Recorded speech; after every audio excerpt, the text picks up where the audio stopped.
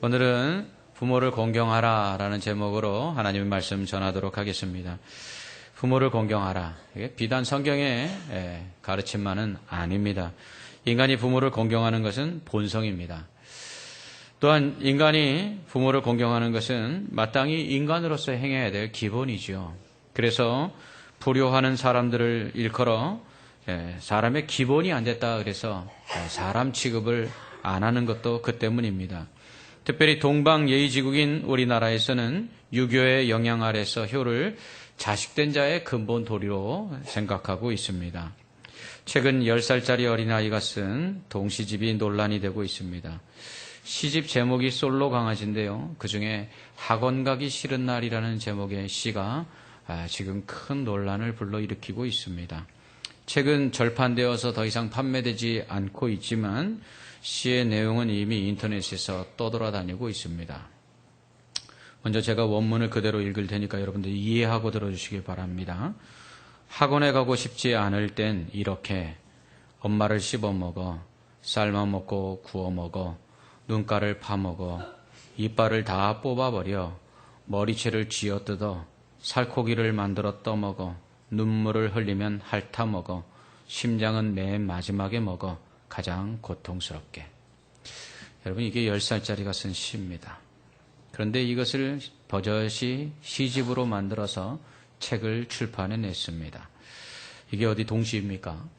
사전적 의미를 찾아보니까 동시란 명사로서 문학적 용어인데 주로 어린이를 독자로 예상하고 어린이의 정서를 읊은 시, 어린이가 지은 시 이렇게 되어 있습니다. 그렇다면 이 시가 어린이가 썼다고 해서 동시라 할 수 있습니까? 그렇다면 이 시가 어린이를 독자로 예상하고 어린이의 정서를 읊었다고 할 수 있습니까?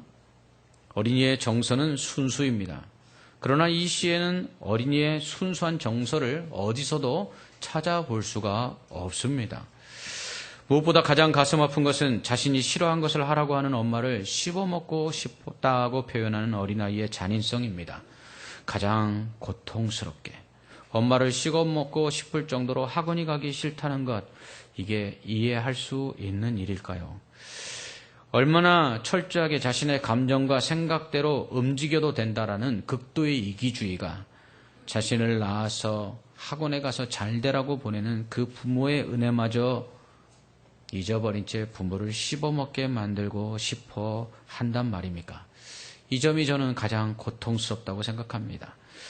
무엇보다도 저는 이 시를 그 자녀가 썼음에도 불구하고 이런 시를 책으로 출판해내는 부모의 마음을 이해할 수가 없습니다. 둘째로 이런 시를 책으로 엮어서 돈을 벌려고 하는 어린이 출판사라는 미명을 가진 이 출판사의 행태를 도저히 납득할 수 없습니다. 더 가관인 것은 이 책이 절판되어 시중에 팔리지 않자 한 권에 10,000원 정도 하는 이 책을 중고 사이트에서 100만 원에 판매하는 사람이 있다는 사실입니다. 어린아이의 인성, 정서가 파괴된 시대에 그것을 용인하고 아무렇지도 않게 생각하는 부모, 그리고 그것을 상업적 이윤을 목적으로 출판해내려는 출판사, 그리고 절판을 이유로 더 큰 이윤을 보려고 하는 몰지각한 사람, 세상이 다 미쳐버린 것 같습니다. 그저 만몬, 물질 만능 시대에 무서움과 효가 사라진 이 시대의 암울함이 무엇인지를 극명하게 보여주고 있습니다. 이 책이 절판되었습니다. 그러자 사람들은 표현의 자유를 침해했다고 말하기도 합니다. 하지만 저는 이 책이 절판돼야 될, 그래서 더 이상 출판돼서도 안 되고 더 이상 판매되어서도 안 되는 충분한 이유가 있다고 생각합니다. 이런 시를 우리 아이들이 읽는다면 그 아이들에겐 어떤 정서가 함양이 되겠습니까?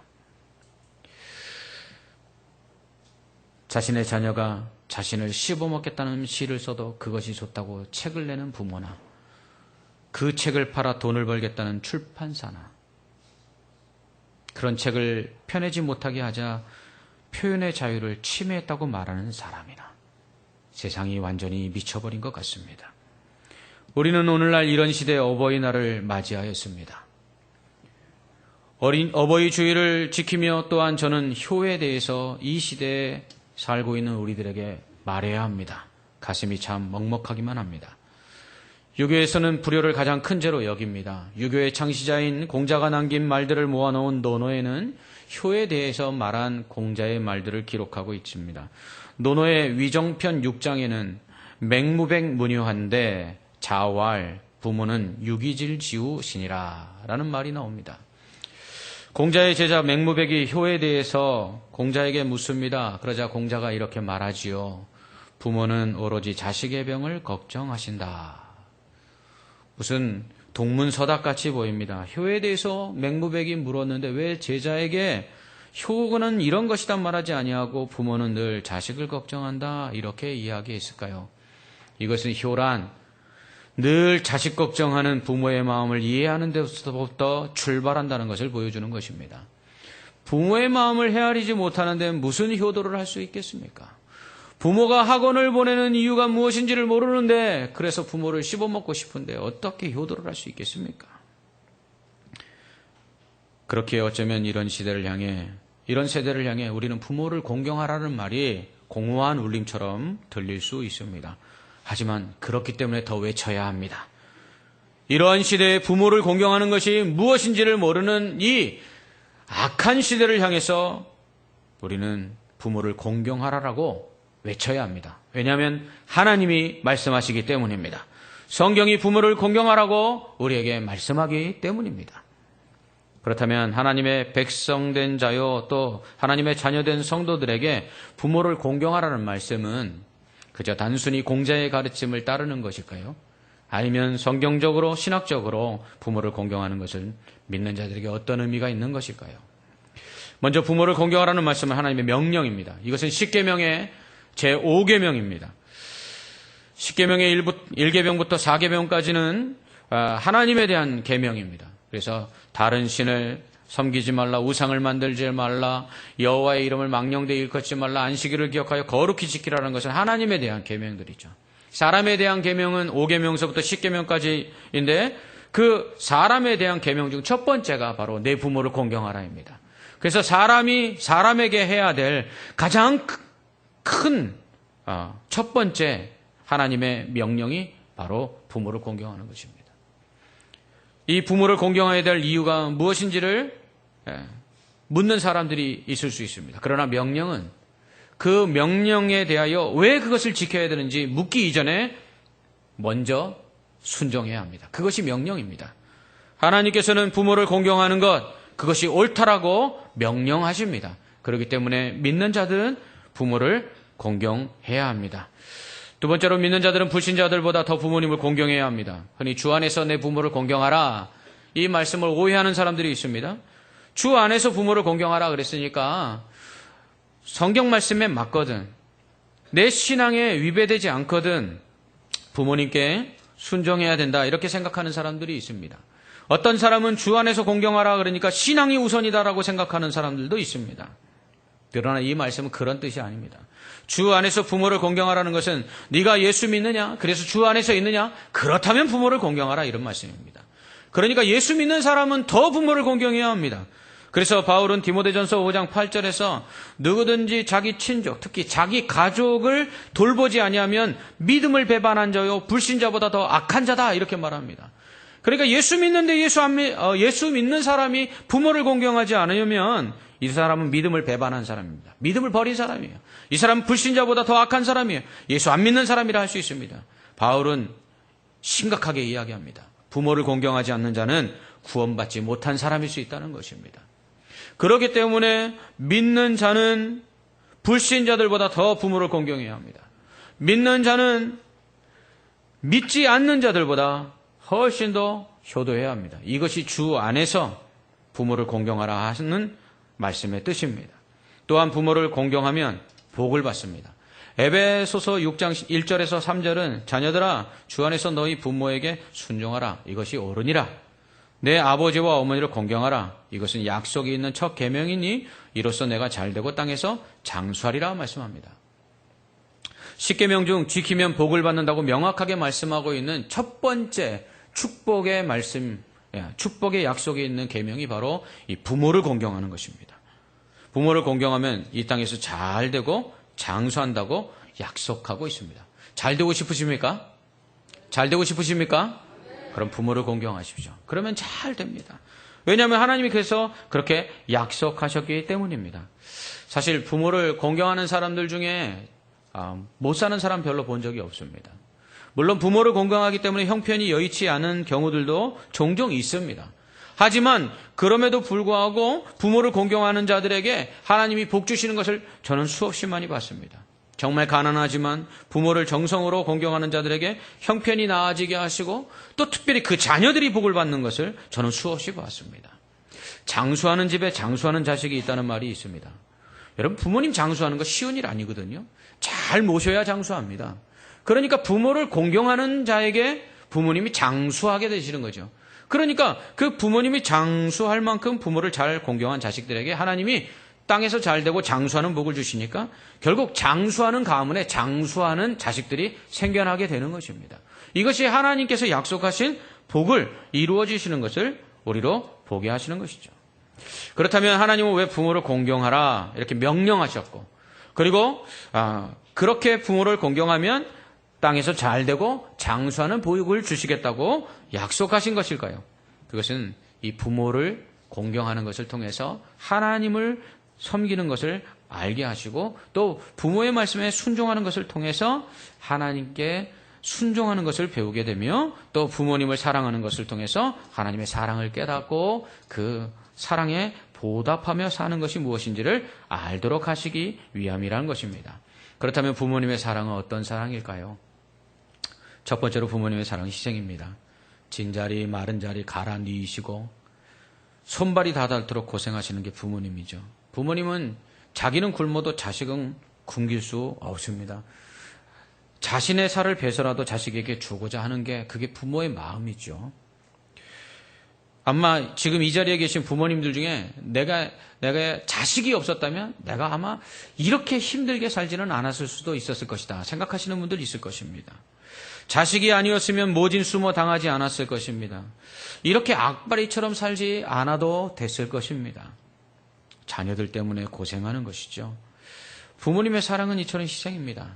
물고기 중에요, 가시고기가 있습니다. 엄마 가시고기는 알을 낳으러 어디론가 가버린답니다. 그러면 아빠 가시고기가 혼자 남아서 이 알이 부화하여서 새끼가 태어날 때까지 알을 보호하는데요. 그 새끼가 부화할 때까지 먹지도 않고 잠도 안 잡니다. 그리고 더우면은 알들이 부화하지 못할까봐 이 지느러미로 부채질해주고요. 그리고 밑에 있는 알들이 그 부화하지 못할까봐 알들을 이렇게 돌려가면서 그 알을 지극정성으로 보호합니다. 그리고 그 알들을 먹으려고 오는 고기들이 있으면 그 고기들과 싸워서 자기 몸이 상처를 입을 때까지 지켜 보호하죠. 이렇게 어느덧 새끼들이 부화할 때가 되면요, 아빠 가시고기는요 이미 비늘이 다 떨어져 나가고요. 그리고 색깔이 희미해집니다. 왜요? 먹지도 못하고 그 알들을 보호했기 때문이죠. 그리고서는 결국 새끼들이 부화할 때가 되면 이 가시고기 아빠는 죽습니다.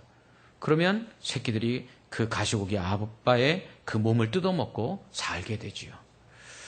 이런 가시고기의 특성을 빗대서 소설가 조창인 씨는요, 백혈병으로 죽어가는 아들을 살리기 위해서 동분서주 애쓰다가 결국 자신이 병에 걸려 죽게 되는 아버지의 이야기를 가시고기라는 제목으로 썼습니다.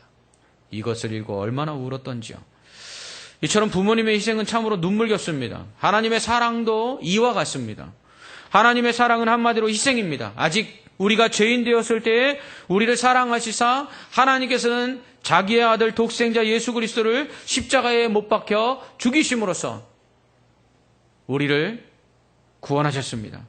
이 십자가의 이 구원을 통해서 우리에게 하나님의 사랑이 얼마나 큰지를 보여주셨습니다.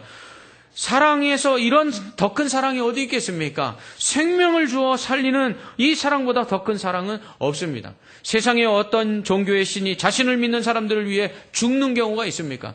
하나님밖에 없습니다. 바로 예수님의 희생은 우리를 사랑하시는 하나님의 희생에 대한 증거입니다. 그 주님의 희생과 같은 부모님의 헌신을 통해서 하나님께서는 우리가 얼마나 하나님의 그 희생적인 사랑을 받고 있는가를 보여주시는 것입니다. 또한 부모님의 사랑은요, 최선입니다. 부모님 자녀를 위해 최선 다합니다. 가장 좋은 것 주려고 합니다. 설령 자신은 싸구려를 입어도요, 자식은 비싼 거 입으려고 합니다. 자신은 시장에 가서 그 500원 깎고 1000원 깎아서 그 싸구려를 더 그렇게 입으려고 할지언정 자식에게는 유명 브랜드의 옷을 입혀서는요, 자신 있게 밖에 나가서 사람들한테 무시당하지 않냐고 당당하게 살게 하려고 합니다. 언제나 부모는 좋은 것 자식에게 먼저 주죠. 우리 흔히 그런 말 하지 않습니까? 우리 어머니는 생선 머리만 좋아해. 어머니라고 생선 머리만 좋아하십니까? 몸통은 아버지들이고 자식들 먼저 주고 먹을 것 없으니까 생선 머리 먹는 거죠. 부모님은 이처럼 자신은 좋은 것을 못 먹어도 자식에게는 좋은 것 먹이고 싶고, 자신이 설령 또 좋은 것 먹게 되거나 있게 되면 그거 자식들에게 주고 싶고 자식들도 먹이고 싶은 건 그거 부모 마음 아닙니까? 하나님도 마찬가지죠. 하나님 가장 좋은 것을 주시는 분이십니다. 예수님 기도하라고 하시면서 이렇게 말씀하시죠. 악한 아버지도 자식이 달라 하면은, 떡 달라 하면은 돌 줄 자 없고 생선 달라 하면 뱀 줄 자 없는데 우리 하나님 아버지는 구하는 자에게 좋은 것 주신다고 말씀합니다. 하나님 아버지께서 우리에게 주신 가장 좋은 건 뭐죠? 예수님입니다. 여러분, 하나밖에 없는 것 여러분 줄 수 있습니까? 여러분, 하나밖에 없는 자녀 여러분 주실 수 있습니까? 여러분, 그거 못해요. 저는 딸이 하나밖에 없는데 이 마음 압니다. 누가 저에게 1억 천금을 주어도 저는 딸 줄 수 없습니다.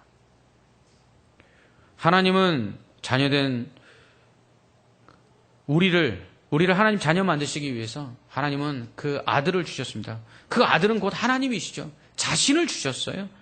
하나님께서는 가장 좋은 것을 우리에게 또 주셨는데 성령이죠. 이 성령이 뭐냐?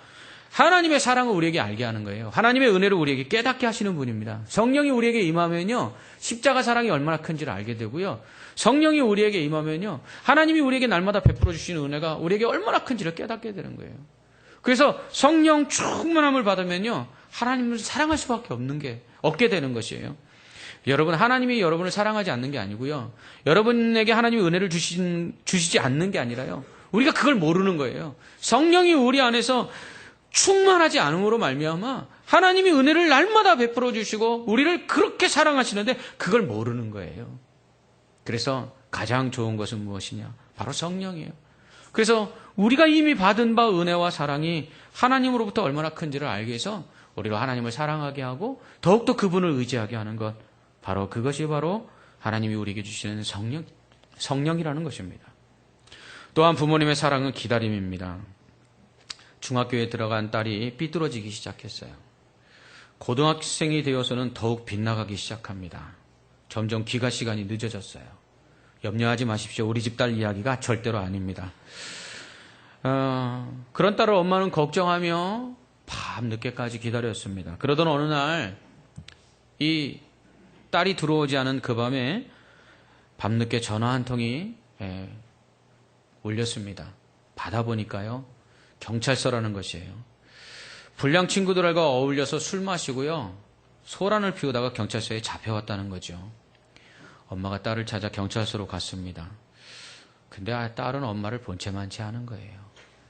경찰서 앞에서 각서를 쓰고 또 죄송하다고 구신구신 경찰들에게 인사하고 그리고 딸을 데리고 집으로 돌아왔습니다. 하지만 집으로 돌아온 딸은요, 엄마의 잔소리가 듣기 싫어서 방문을 닫아버리고 귀에다 이어폰을 끼고 그리고 음악을 듣고 있었어요. 어느 날, 그날도 밤늦게 집에 들어왔는데 자기 방문을 열고 들어가자 선물 상자가 하나 놓여 있었어요. 뚜껑을 열어보니까요, 안에는 돌멩이 하나가 들어가 있고요, 그리고 편지가 하나 써져 있었습니다. 이게 뭐지? 또 엄마가 잔소리하려나 보다 하고 무심코 그 편지를 읽던 딸은 가슴이 메이는 것을 느끼고 눈물을 흘리게 됩니다. 거기엔 이렇게 써져 있었어요. 얘야, 이 돌은 나이가 20억 년이란다. 내가 너를 포기하려면 아마 그만큼의 시간이 필요하겠지. 그날 밤 딸은 긴 방황을 끝냈습니다. 그리고 주무시고 계시는 엄마의 방문을 열고 그 엄마의 손을 붙잡고 이렇게 이야기합니다. 엄마, 절대로 포기하지 마. 20억 년은 너무 긴 것 같아. 하나님도 마찬가지죠. 하나님의 속성 중에 오래 참으심이 있습니다. 하나님 오래 참으시는 것은 바로 죄인에 대한 오래 참음입니다. 죄인이 회개하고 돌아오기까지 기다리시고 오래 참으시고 그리고 다시 회개하고 돌아오기를 기다리시는 것입니다.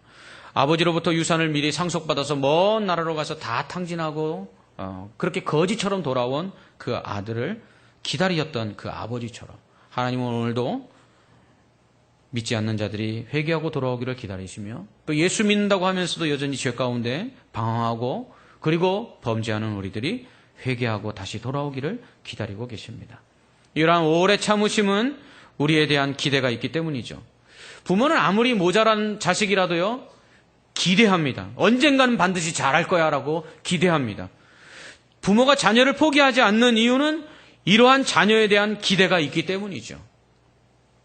하나님도 마찬가지입니다. 하나님은 우리에 대해서 기대를 걸고 계십니다.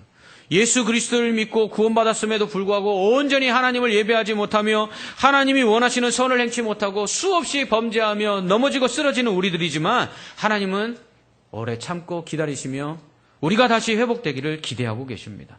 수없이 쓰러지고 넘어지는 아이의 손을 다시 붙들어 일으켜서 끝내 걷게 하는 부모처럼 우리 하나님은 우리를 죄악 가운데 쓰러지고 넘어졌을 때 다시 일으켜 세워서 하나님이 원하시는 그 영광의 길로, 은혜의 길로, 선한 길로, 의의 길로 걸어가도록 그렇게 만드시는 분이십니다.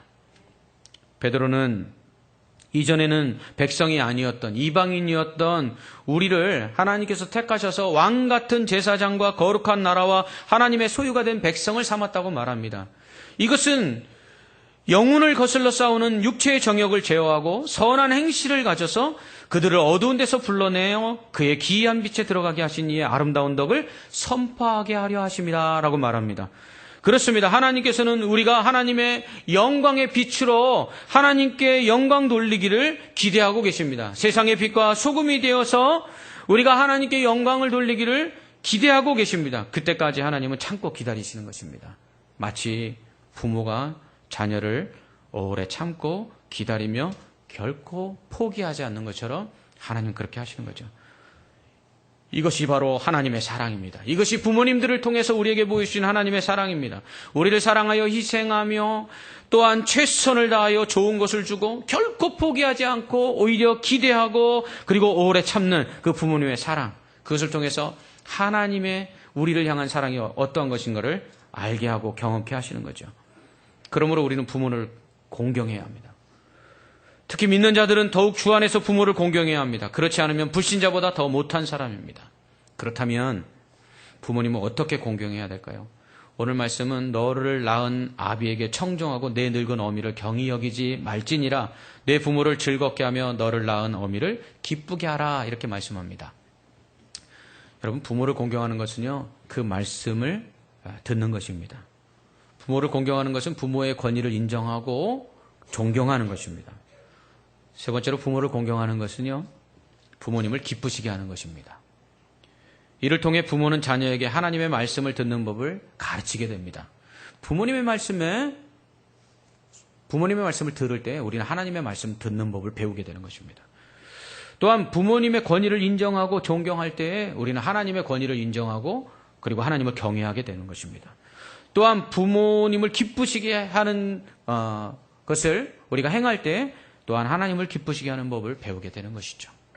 한마디로 말해 부모님 말씀 듣지 않고 부모님 권위 인정하지 않고 공경하지 않으며 부모님 기쁘시게 하지 않는 자가 하나님 말씀에 순종하며 하나님의 권위를 인정하고 경외하며 하나님을 기쁘시게 할 수 없다는 것입니다. 그러므로 불효자 중에 예수 잘 믿는 사람은 없습니다. 결국 부모를 공경하지 않는 자는 하나님을 온전히 섬길 수 없는 것이죠. 바리새인들은 부모님께 드릴 그 돈을 고르반이라 그래서 하나님께 헌금을 드리면요, 부모님께 돈 드리지 않아도 된다고 생각했어요. 그러자 예수님 책망하십니다. 언제 하나님께서 그렇게 말씀하시는 적이 있느냐? 부모를 공경하라고 했지. 여러분, 하나님을 섬기는 것과 부모를 섬기는 건 같은 거예요. 그리고 다 하는 것입니다. 부모를 공경하기 위해서 우리는 최선을 다해야 합니다. 그것이 하나님을 잘 섬기는 것이라고 예수님 말씀하십니다. 사도 요한은요, 이렇게 말합니다. 누구든지 하나님을 사랑하노라 하고 그 형제를 미워하면 이는 거짓말하는 자니 보는 바 그 형제를 사랑하지 아니하는 자는 보지 못하는 바 하나님을 사랑할 수 없느니라. 요한일서 4장 20절 말씀인데요. 저는 이것을 이렇게 바꿔봤어요. 누구든지 하나님을 사랑하노라 하고 그 부모를 미워하면 이는 거짓말하는 자니 보는 바 그 부모를 사랑하지 아니하는 자는 보지 못하는 바 하나님을 사랑할 수 없느니라. 부모님을 사랑하지 않으면 하나님 사랑할 수 없답니다. 부모님은요, 하나님의 대리자예요. 하나님은 우리 부모님을 통해서 하나님의 사랑이 얼마나 큰지, 하나님의 은혜가 얼마나 큰지, 하나님이 우리를 어떻게 보호하시는지, 그리고 하나님이 우리에게 원하시는 것이 무엇인지 우리에게 보여주고 계세요. 그래서 우리가 그 부모님을 공경할 때 우리는 하나님을 공경하는 법을 배울 수 있는 것입니다. 그렇기 때문에 부모들은요, 자녀들에게 하나님의 말씀을 가르쳐야 합니다. 부모의 말보다 하나님 말씀 듣는 법 먼저 가르쳐야 합니다. 또한 부모는 자녀에게 하나님의 권위를 인정하고 경외하는 법을 가르쳐야 합니다. 순종이 제사보다 낫고 듣는 것이 수양의 기름보다 낫다는 것을 가르쳐야 합니다. 오직 하나님의 권위에 복종하여서 그분을 인정하고 그분만 높이는 자가 되도록 가르쳐야 합니다. 부모는 자녀에게 하나님을 기쁘시게 하는 법을 가르쳐야 합니다. 사람의 제일 된 목적이 뭘까요? 헌법에 사람이 행복하기 위해서 산다라고 명시되어 있어서 사람들이 말합니다. 사람이 사는 이유는 행복하기 위해서 사는 것이다. 아닙니다. 사람이 사는 이유는 하나님을 기쁘시게 하기 위해서 사는 것입니다. 사람의 제일 된 목적이 무엇인지 아십니까? 웨스트민스터 신앙고백은 말합니다. 여호와를 영화롭게 하는 것. 여호와를 영화롭게 하는 것. 그것이 사람의 제일 된 목적이라는 거예요. 여러분, 우리는 자녀들에게 하나님을 기쁘시게 하고 하나님께 영광 돌리는 것이 삶의 이유요 목적임을 가르쳐야 합니다. 그러기 위해서 신명기 6장은 우리에게 이렇게 말씀하죠. 이스라엘아 들으라. 우리 하나님 여호와는 오직 유일한 여호와이시니 너는 마음을 다하고 뜻을 다하고 힘을 다하여 내 하나님 여호와를 사랑하라. 오늘 내가 내게 명하는 이 말씀을 너는 마음에 새기고 내 자녀에게 부지런히 가르치며 집에 앉았을 때든지 길을 갈 때든지 누워있을 때든지 일어날 때든지 이 말씀을 강론할 것이며 너는 또 그것을 내 손목에 메어 기호를 삼으며 내 미간에 붙여 표를 삼고 또 내 집 문설주와 바깥문에 기록할지니라. 여러분, 우리 자녀 서울대 가는 아이 만들기만을 바라지 마시고요. 하나님의 말씀 서울대 갈 수 있는 만큼 공부하도록 하나님의 말씀 그렇게 가르쳐야 되는 것입니다. 단어 암기장 만들듯이 성구 카드 만들어서 손에 들고 다니면서 버스 타고 다니면서 외우게 해야 되고요. 길에 가든지 집에 있든지 누웠을 때든지 앉아있을 때든지 계속해서 하나님 말씀 가르치고요. 문에도 붙이고요. 손목에도 붙여주고요. 이마에도 붙여줘서 하나님의 말씀대로 살라고 가르쳐야 된다는 것입니다. 적어도 우리의 자녀들이요, 하나님의 말씀에 있어서는 서울대 갈 만한 실력을 갖추도록 만드는 것이 부모의 역할이라는 것이에요. 그렇게 되면 자녀들이 하나님 잘 섬기는 것뿐만 아니라 부모 공경 안 하겠습니까? 그러면 하나님께서 약속하신 땅에 들어가게 하시겠대요. 그 손으로 짓지 않은 집에 들어가서요, 그 집에 아름다운 물건이 가득하게 하시겠대요. 그 손으로 심지 아니한 포도원과 감람나무를 차지해서 배부르게 하시겠대요. 여러분, 자녀가 잘 되기를 원하십니까? 그렇다면 하나님의 말씀을 가르쳐 주십시오. 그리고 하나님께 그 순종하는 법을 가르쳐 주십시오. 그리고 하나님만 기쁘시게 하는 사람이 되도록 가르치십시오. 그 근본은 바로 우리 부모님을 공경하도록 만드는 것입니다. 옛날에 임금님이 시골로 행차를 하게 되었습니다. 모든 사람들이 이 임금님을 보고 싶어 했어요. 오늘날처럼 사진도 있고 텔레비전이 있으면 문제가 안 되겠지만 당시에는 직접 가서 볼 수밖에 없었고 또 임금님의 행차를 흔히 볼 수 있는 일이 아니었습니다. 먼 동네에서 정말 몸이 불편하신 부모님을 모시고 사는 아들이 있었는데요. 그 어머님이 이 거동이 불편하신데도 불구하고 아들에게 나 임금님 한 번만 봤으면 좋겠다. 그러면 나 죽어도 여한이 없다. 이렇게 말하자 이 아들은 망설임 없이 어머니를 업고 70리길을 걸어갔고요. 임금님이 행차하는 곳에 갔습니다. 임금님이 행차하시다가 그 늙은 노모를 업고 있는 그 아들을 보자 부릅니다. 왜 어머니를 업고 나왔느냐. 그러니까 어머님이 거동이 불편하신데 임금님 얼굴 한번 보는 것이 죽기 전에 소원이라 말씀하셔서 이렇게 업고 70리길을 달려왔습니다. 라고 말하자 임금님이 감동해서 그 아들에게 큰 상을 줬습니다. 그런데 이 소식을 또 금세 들은 이 또 불효자가 이 자기도 임금님에게 상 받기 위해서 이 안 가겠다는 어머니를 강제로 업고는요. 그리고서는 임금님 행차하시는 그 길목에 딱하니 서 있었어요. 그 모습을 보자 임금님이 아우 이 나라에는 효자들이 참 많다. 기특한 이다 하고 좋아하셨어요. 그러면서 그 불효자에게 물었어요. 왜 어머니를 모시고 이렇게 나왔느냐. 그랬더니 효자하고 똑같은 말을 하는 거예요. 어머님이 임금님 얼굴 정말 보고 싶어 해서 제가 이렇게 어머님을 모시고 업고 나왔습니다. 그러자 그 이야기를 옆에서 듣고 있었던 동네 사람이 있었던 거예요. 그러자 임금님께 고자질하는 거죠. 아닙니다, 임금님. 저는 불효자로 소문난 놈입니다. 지금도 엄마가 정말 어머니가 가기 싫다고 하는 거 억지로 얻고 그냥 임금님께 상 받으려고 이렇게 나온 겁니다. 하고 고자질을 했어요. 그러자 임금님이 껄껄껄 웃으시면서 이렇게 말씀하셨어요. 그래? 효도는 흉내내는 것만으로도 좋은 것이다. 그러면서 그 불효자에게도 상을 줬다고 합니다. 여러분, 억지로라도 효도해야 합니다. 흉내라도 내서 효도해야 합니다. 그러다 보면 부모님의 은혜를 알게 되고요. 부모의 사랑이 얼마나 큰지를 알게 됩니다. 부모님께 효도하다 보면 하나님의 은혜를 알게 되고요. 그러다 보면 하나님의 사랑이 얼마나 큰지도 깨닫게 됩니다. 부모님을 공경하는 것이 하나님을 공경하는 길임을 잊지 마시기 바랍니다. 우리의 부모님들 아직 살아계시다면 기회가 있습니다. 부모를 더욱더 주 안에서 예수 믿기 때문에 공경하여 하나님께 이 땅에서 잘되고 장수하는 복을 받는 저와 여러분들 되시기를 주님의 이름으로 축원합니다. 아멘. 기도하겠습니다. 하나님 아버지 감사합니다. 우리에게 부모님 주셔서 하나님이 우리를 얼마나 사랑하시는지, 하나님이 얼마나 우리를 아끼시는지, 얼마나 하나님이 우리를 위해서 희생하시고 그리고 기다리고 계시는지, 오래 참으시는지 알게 하시니 감사합니다. 하나님, 이 부모를 공경하는 것이 하나님 공경하는 것이라 말씀하셨사오니 부모를 공경하는 믿음의 성도들 되게 하여 주시옵소서.